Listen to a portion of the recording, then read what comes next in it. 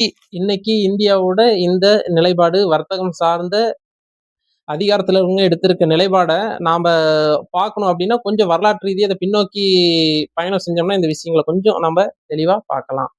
எப்படின்னு பாத்தீங்கன்னா 1949ஆம் ஆண்டு வெளியுறவு அமைச்சகத்தில் நேரு பேசுறாரு. வெளியுறவு கொள்கைகள் உனது கையை விட்டு வேறொருவரது கைகளுக்கு சென்று விட்டால் நீ சுதந்திரமற்றவன் ஆகி விடுகிறாய் அப்படிங்கிறார். சரிங்களா?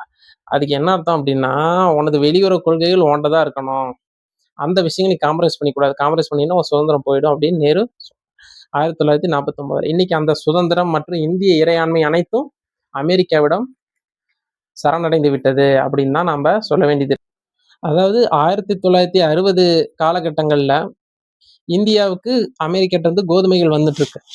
நாட்டோட உள்நாட்டு உற்பத்தியை பாதிக்கக்கூடிய விஷயங்கள்ல நாங்க ஒத்து போக மாட்டோம் அப்படின்னு அன்னைக்கு அதிகாரத்துல இருக்கவங்க உறுதிபட கூறினாருங்க அப்படிங்கிறத நாம நினைவு கூறணும்.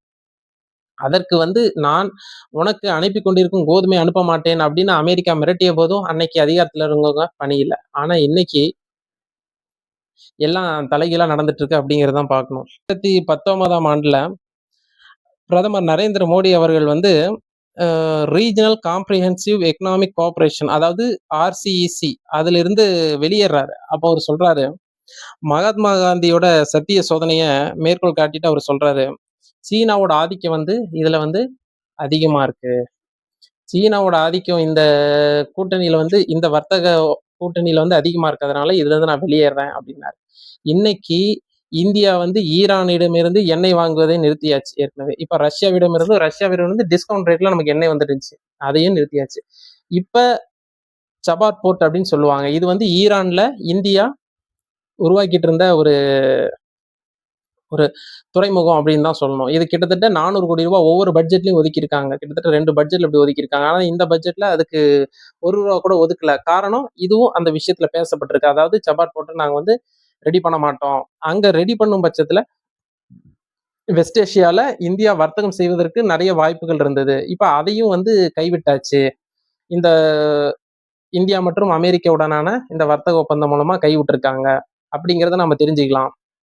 இதன் மூலமாக எந்த காரணத்துக்காக இன்னைக்கு மோடி வெளியே வந்தாரோ அந்த சீனாவோட ஆதிக்கம் பெருகும். எப்படின்னு பாத்தீங்கன்னா, அவங்க அந்த குறைந்த விலையில எண்ணெய்களை கொள்முதல் செய்வாங்க ரஷ்யாட்ட இருந்து. மேலும் ஈரான்ல அவங்களோட செல்வாக்கு அந்த பகுதிகளில் அதிகமாகுவதற்கு, ஏன்னா இந்தியா தான் அந்த சபாட் போர்ட் ரெடி பண்ணல இல்லையா, ரெடி பண்ணாத பட்சத்துல அவங்க அந்த இடத்துல ஆதிக்கம் செலுத்துவதற்கும் வணிக ரீதியாக மேம்படுத்திக்கிறதுக்கும் மிகப்பெரிய வாய்ப்புகள் இருக்குன்னு நம்ம தெரிஞ்சுக்கலாம். இந்த $500 பில்லியன்